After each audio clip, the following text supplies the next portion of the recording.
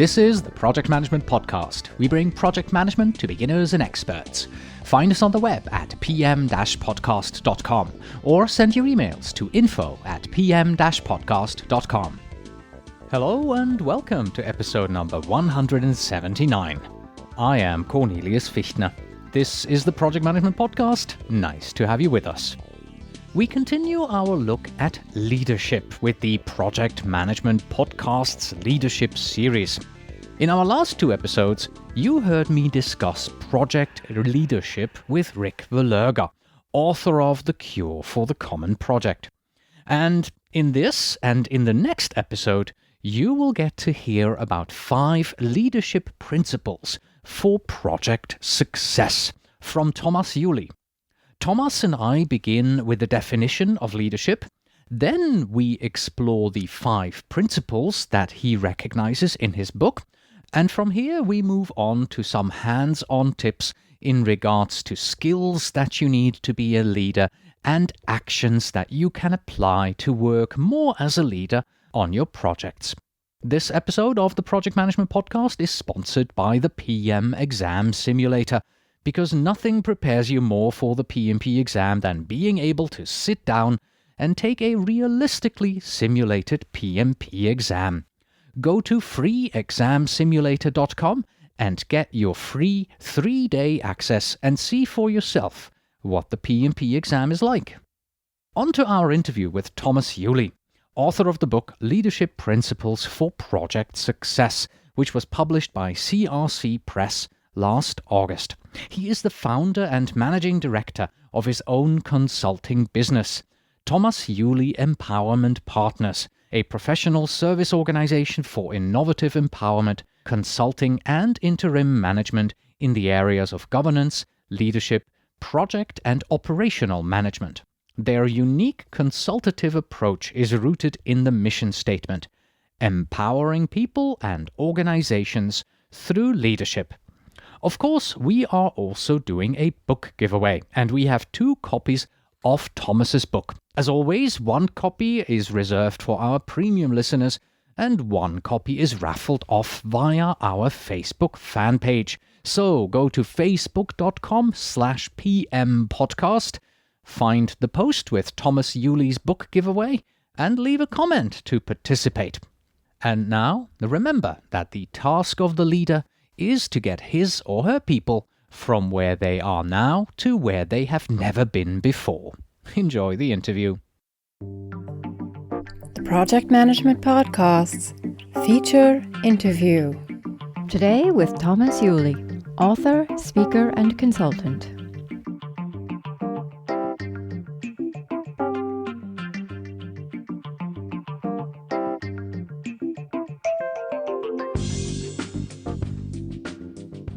Hello, Thomas, and welcome to the Project Management Podcast. Well, hello, and thank you for having me. Oh, you are welcome. So you are one of the authors that I have invited to start out our Project Management Podcast Leadership Series, and your book is titled Leadership Principles for Project Success. So let me begin with the 2 most obvious questions. How do you define leadership? Well, that's a very good question, simple and yet very complicated, I guess, because there are so many definitions of leadership out there, and I may actually have to disappoint you with that. I cannot really give you like a one-sentence definition of leadership, because I think there's a little bit more to it, because leadership has to do a little bit with the right attitude and understanding the core principles of leadership. And it doesn't matter if it's just leadership in general or project leadership. And I'm talking about these principles in my book.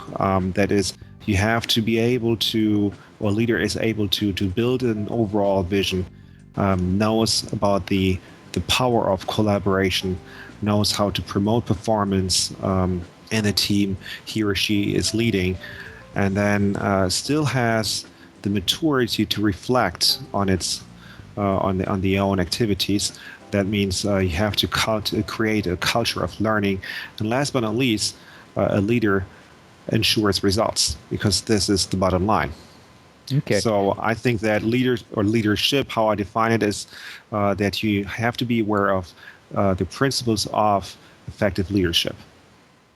All right, then. So the follow-up question to this has to be, why is leadership important for project success? Well, see, when you talk about project success, there are quite a few conditions. First of all, I think that if you run a project, you have to be knowledgeable and experienced in project management, because project management is basically you create a structure and you structure the chaos, and without the structure you cannot really be creative.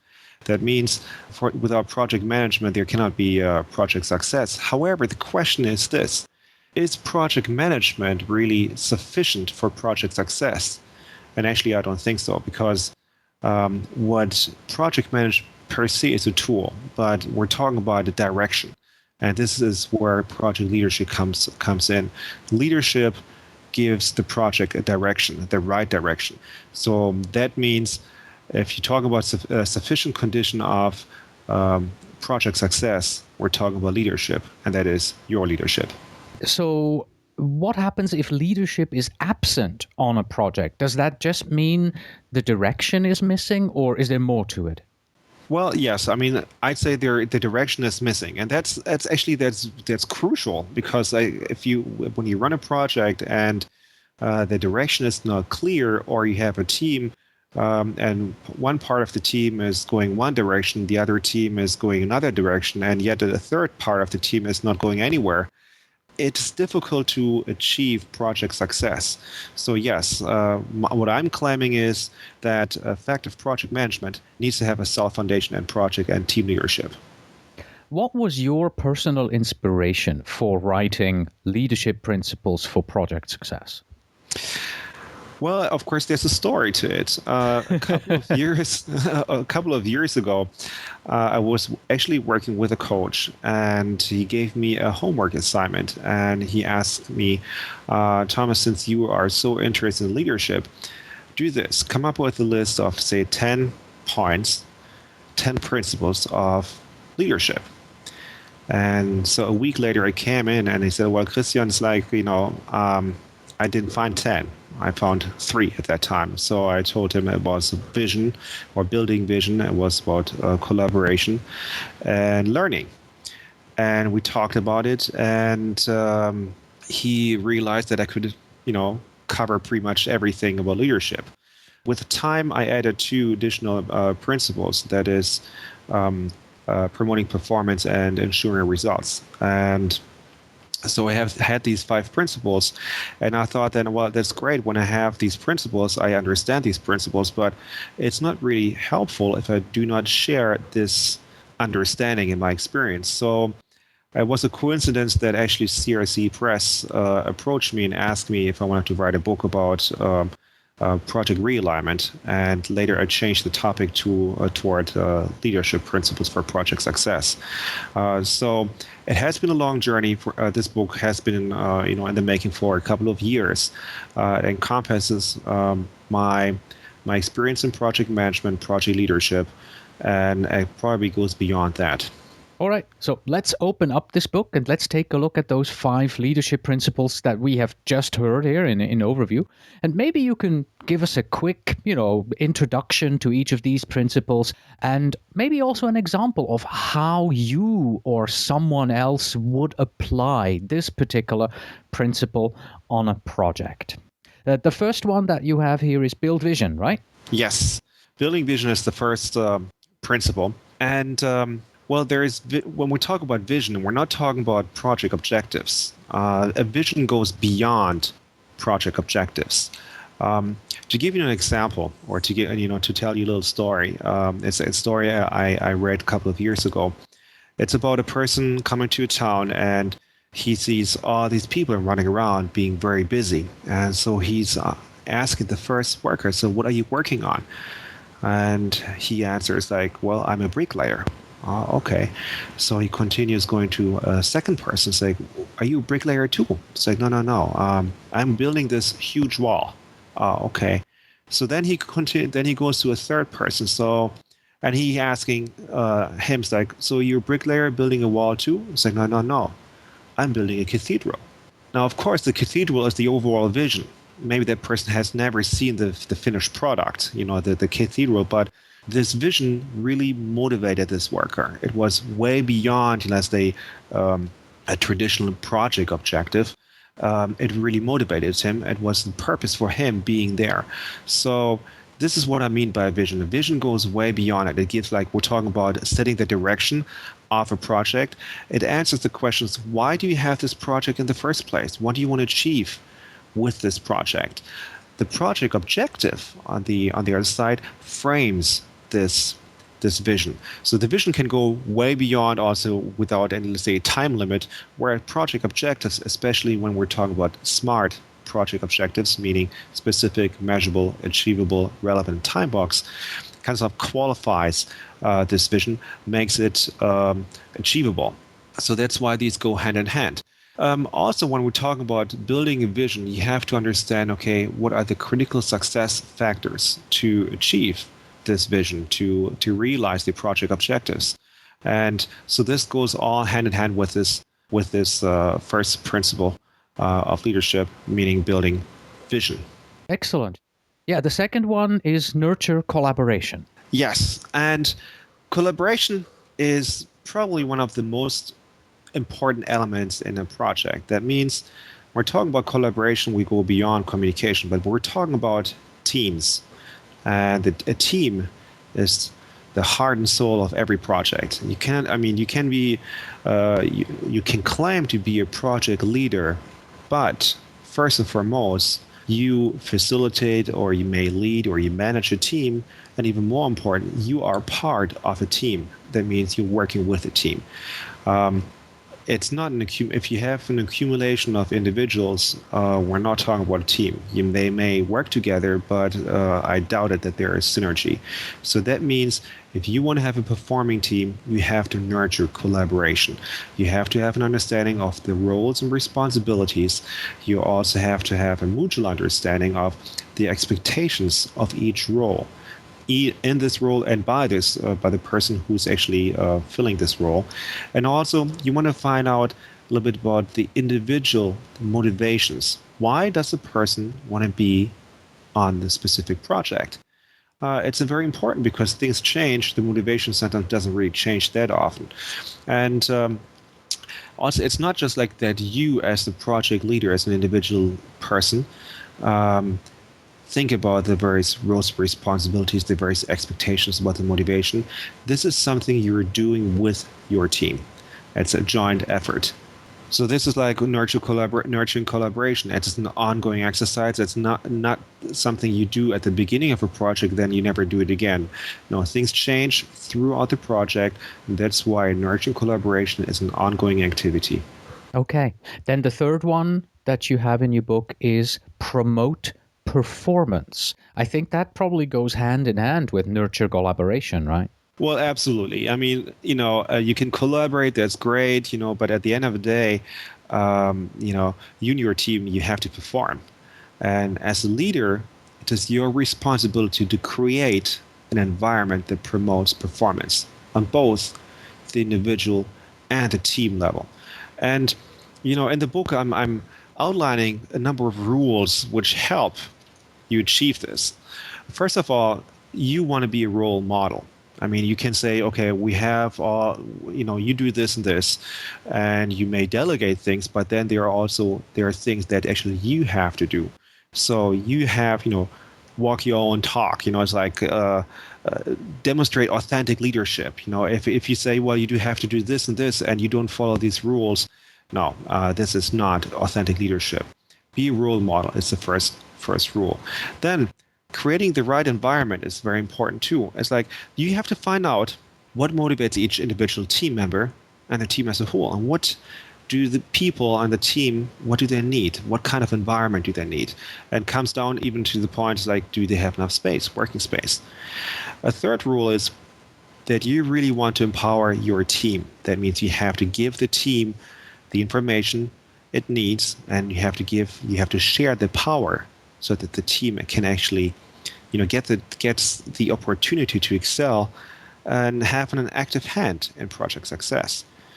The fourth rule, What you want to do is develop a solution and results orientation toward problems and risk. In other words, performing teams that focus on solutions and results and not on problems. Now, this could be self-explanatory, but my experience is that once people find problems, they don't know anything about the solution, but they think, well, I admire the problem. Well, if you admire the problem, that actually can be the first step to a solution, but you have to take the next step and say, okay, what can I do about it? How can I resolve it? If you cannot do it, ask the team, involve the team. Another rule, which is rule number 5, is that you want to invite productive competition.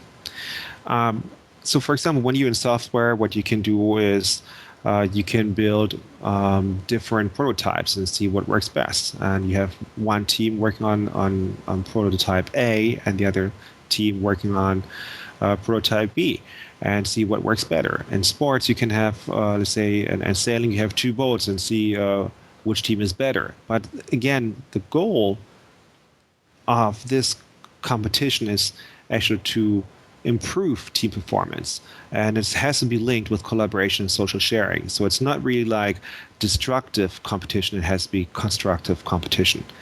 And then you have to performance, you have to let it happen. When you empower your team, there is no need to micromanage team members. You have to, and you want to trust your team, let the team do its job. Compared to, say, when you're a coach in football or soccer, what have you, yes, you train your team, but once the team is on the playing field, there is not much you can do. You have to let it happen. You have to give the team the opportunity to show, how it can perform. That's very important. And last but not least, celebrate performance. Blanchard, he said, that you want to look for behaviors that reflect the purpose and values, skill development and teamwork, and reward those behaviors. Don't wait until the very end of the project to celebrate, results. Celebrate performance. And it's actually more common in the US to celebrate performance, especially when you look at sports, whereas in Europe, people are a little more skeptical, they don't want to really show the emotions. No, it's good. And it's very important to say, hey, we have done a great job this week. That's exactly what we want to do next week again. Let's go for it. I think that's very important. And these are the rules for promoting performance. Right. So let me do a quick review here, because I think I'm seeing something very interesting. The first one of your principles was build vision. That was top down a bit, the leaders promoting the vision to the team. Then nurture collaboration and promote performance are both team oriented. So you focus on the team, you help the team move forward. And then your fourth leadership principle, the one that we're jumping in right now, I believe is on the same level. Cultivate learning, if I understand that correctly. And that is, again, a team-focused activity. So nurture collaboration, promote performance, and the fourth of your principles there, cultivate learning, all targeted at the team. Do I see that right? Absolutely. Actually, even the first one is also targeted at the team, because leadership is not limited to an individual. Ideally, a leader, facilitates the team to lead. As we're talking about servant leadership. So when we were talking about the first principle of building vision, it's not just you as the project manager who has to build vision. You may start this process, but you want to ensure that that there is a mutual understanding of this vision. That people can relate to it.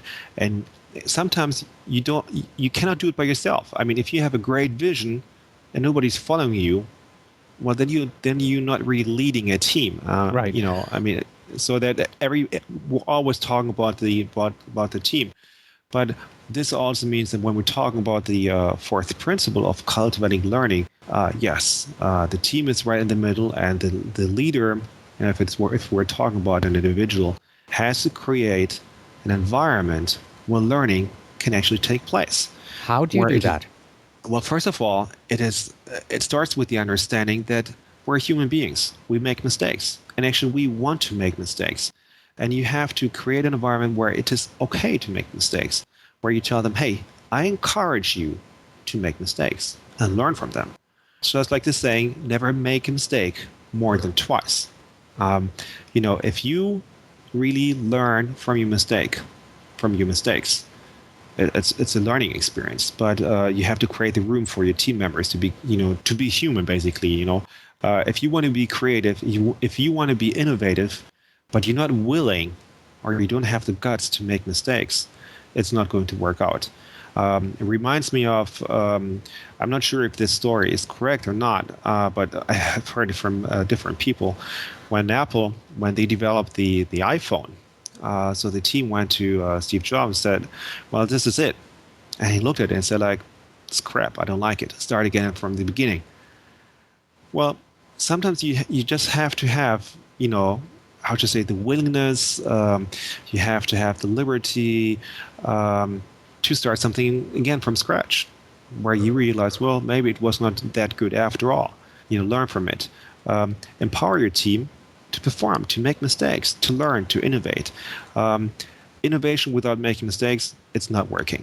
Right. So if mistakes are punishable, then that is not a learning environment. But if mistakes are something that you can learn from and grow from, then we are cultivating learning. Is that what you're saying? Absolutely. Yes. Okay. Absolutely. Good. So those were the first 4 of your leadership principles. Let's move on to the last one. Ensure results. Yes, it's the last one, but doesn't mean when I'm talking about ensuring results that I'm talking about the ultimate delivery of a project. I'm talking about ongoing interim results, because they are very important. Delivering results, is a prerequisite for project success. It's also a reflection of how effective you are as a leader, how well your team is performing. But you want to make sure that you are delivering on an ongoing basis. And for example, in software programming, when you look at Agile, so you use Scrum or XP, what have you, every other week or so, the team is delivering software. And this principle is actually also not limited, say, to software. When you look at it doesn't matter what area you look at. I mean, you can always have some agile elements in there. What you want to make sure is that you deliver results on an ongoing basis, that you have something in your hand that you can see, am I still on the right track or not? Because if you don't find out, if you find out that you missed, let's say you were walking in the wrong direction, and then you missed the deadline, or you missed that the product is not exactly what people expected, well, it's a little bit too late. You want to find out earlier so you can still correct it. You can need, that you're still on the same track. So this is what the 5th principle is about, ensuring results.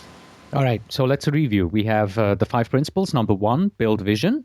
Number 2, nurture collaboration. Number 3, promote performance. Number 4, cultivate learning. And then finally, the one we've just heard, number 5, ensure results. In your book, you have now gone one step further. You have then taken these 5 principles and you created the project leadership pyramid. What's the idea behind this pyramid? Well, the idea behind it is the following. I compare a project to a journey. And let's say you have to go to a pyramid in order to find out about something about the secrets of a pyramid. So in the far distance, you see the top of a pyramid. This is your vision. The closer you come to the pyramid, and you may have to take some detours, because sometimes you cannot see exactly the path, which is the most direct one to the pyramid, to the base. The closer you get, the better an idea you get about the overall pyramid, how big it is. Pretty much the same when you talk about a project. Sometimes you have an idea what the project can be like, and the further you are in a project, oh yeah, this is what the customer wants to have. You have a better understanding of the requirements. You see actually something being built, and at the end of a journey, you're at the base of this pyramid. I'm talking about at the base, we're talking about the results. And you look up at the very top, you may still see the top of the pyramid, the vision. Maybe you cannot see it, but it's there, and actually guide you all the way to the base. Now, in between the vision, or the top of the pyramid, and the base, the results, we would have the other principles, that is collaboration, performance, and learning. So that means in if you want to come from vision down to results, you have to incorporate, collaboration, performance, and learning. And since I was looking for an image, which is also easier to remember, I came to this pyramid, and I think it really fitted the ideas behind it very well. Yeah, let's try and take this idea and put it into practice, right? And I love to take me as an example because I know myself best. In my career, I have managed mainly small, medium-sized projects, 6 to 12 months in duration, small team, and that was usually then combined with an overly aggressive deadline and often a very optimistic scope. And my boss usually asked me to be the project manager for these kind of engagements. Get this done, get the scope done. There was no talking about leadership. It was manage this to the deadline, manage this to the budget.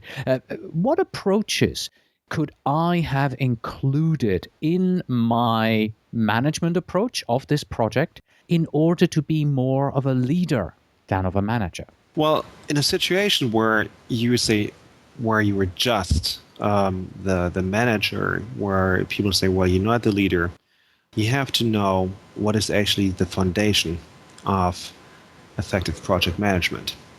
The foundation of an effective project manager is the team.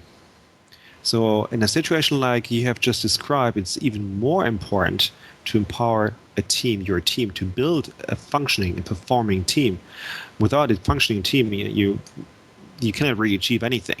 So what you still can do when you're working with a team, does your team have, and every individual team member, do they have the same understanding of your project objectives, of the requirements, of the vision, of the critical success factors? You have to clarify the direction and the scope of the project with the team. Now, if you are expected to be the project manager, you have to ask your team members and also actually some of the stakeholders, are we on the same page? Do we have the same understanding of the various requirements? And if there is a gap, you have to see, either you have to go to the sponsor and say, well, there is a gap, we have to clarify this, but it is actually your responsibility to come up with the same understanding of the scope, because otherwise it's not leading anywhere. So yes, you're officially the project manager. You can still show leadership skills, and the way to do it's like you have to understand, okay, I have to build a team. Because without this team, I'm worth nothing. I cannot really achieve anything, and that's why it's very important. But again, we're not just talking about the core team, the team which is doing the regular work. We're also talking about the extended team. That means we're actually also talking about the stakeholders. What you have to do at the beginning, actually also throughout, you have to assess the needs and actually also the motivation of the key stakeholders. What is it that drives them? What do they need from you? And actually then you have to deliver results, let's say these ongoing results that actually add value to them, and you basically sell it or you market it to them, and they see the benefit. Say, hey, I want to help you, because there will be times when actually you need their help, that they have to deliver something to you. But again, build a team, and not just a core team. Make sure that you have a very good foundation. You can actually manage and lead your team and your project. So team building is the key in a situation when you just the project manager. All right. That brings me right to my last question for you. So what would you say is the number one skill that anybody who calls themselves project manager today has to learn, acquire, cultivate in themselves in order to move his or her career towards becoming a project leader? It pretty much goes along with my previous answer about the importance of the team. That means you have to understand and basically live, that without a team, you're worth nothing. That means you have to listen. You have to be able to listen. You have to have to show and develop empathy. Find out what drives people, what makes people tick, what motivates them, what's the purpose of their, say, daily activities, what drives them. And I think that is very important. So it's when you're just a project manager at the beginning of a career, you should know the various tools, etc. But if you want to become a leader, you have to understand that projects are not about tools, not about technology, but projects are about people. And if you want to become a leader, you have to understand people and understand that you actually are a person, that you're an individual, that you're human, that you make mistakes. And you have to be able to read other people, listen to them, find out what makes them tick. I think that is one of the keys. Once again, the book is called Leadership Principles for Project Success, written by Thomas Juli and published by CRC Press. It's about 270 pages thick. Thank you very much for your time today. I appreciate it, Thomas. Well, thank you for having me. I appreciate it. And that was Thomas Juli in our Project Leadership series. Don't forget, if you would like to win a copy of Thomas's book, Leadership Principles for Project Success, then please go to facebook.com/PM podcast, look for the book giveaway, and simply leave a comment. That's it for today. Thank you very much for listening. As always, you can find us on the web at pm-podcast.com. If you are a project manager and you would like to become a PMP, then the easiest way to do so is with our sister podcast, the PM Prepcast, and study for the exam by watching over 38 hours of video training from pmprepcast.com. Please send your emails to info@pm-podcast.com, and when you write, please tell me where in the world you are writing from.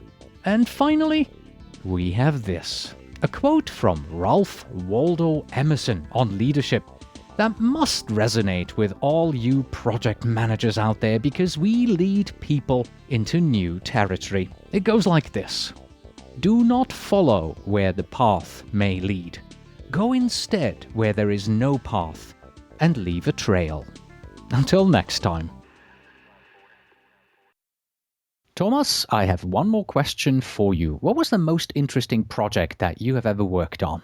It was a project which was not in a business environment. It was actually in a very private environment. A couple of years ago, we were faced by the following situation. Our youngest daughter was, I think she was 6 months old, and my wife actually wanted to return to work.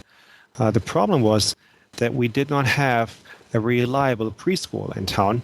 And that was really an issue because, of course, when you go back to work, you have to have a reliable preschool where you can take your kids to. So anyway, one evening we invited a number of friends who all had the same problem. And we talked about the problem and, and that life is really miserable, what have you. And then I said, well, why don't we just start our own preschool? And they looked at me as if, as if I were an alien. And then we still agreed that we should meet the next week, and then we found an organization with the objective of starting a preschool within a year. And this was the beginning of the project. And what we did was we talked with the mayor, with the town council, with the various organizations, and they said, well, it's a very good idea, but we also want to tell you it usually takes 3 to 5 years, and 80% of these initiatives, they fail. But, we encourage you to continue. And it was tough. It was it was not really encouraging. But what we did was we actually told them stories. We told them stories what it would feel like when we take our kids to this preschool in the morning. That's when we want to say goodbye. They don't say goodbye to us because they're already playing with the other kids. How would it feel like when we actually have the time to go to work or to run errands or just have some hours for us, not looking after the kids? And how it would feel like when we pick up the kids and they start crying. Why? Because they would like to stay there a little bit longer because they love it so much. So anyway, we told these stories when we were together. We told these stories when we talked to the mayor, to the town council, when we had to raise the funding, etc. And to make a long story short, and that's maybe, I think it's definitely worthwhile mention. When the people said we cannot achieve our objective of opening this preschool within a year, they were right. or after a year, because it took us actually only 9 months. So this preschool was definitely, or actually founding this preschool was a great project. And actually looking back, when we analyze it, how and why was it successful? Actually, it was because we talked about visions. We really worked together. We focused on results. Whenever we had setbacks, we said, okay, what can we do differently? How can we, just like look at things from a different angle? And then last but not least, we really want to ensure results. We were results driven. And when you look back, in history, I think those were the cornerstones of success. And this preschool still exists today after 6 or 7 years.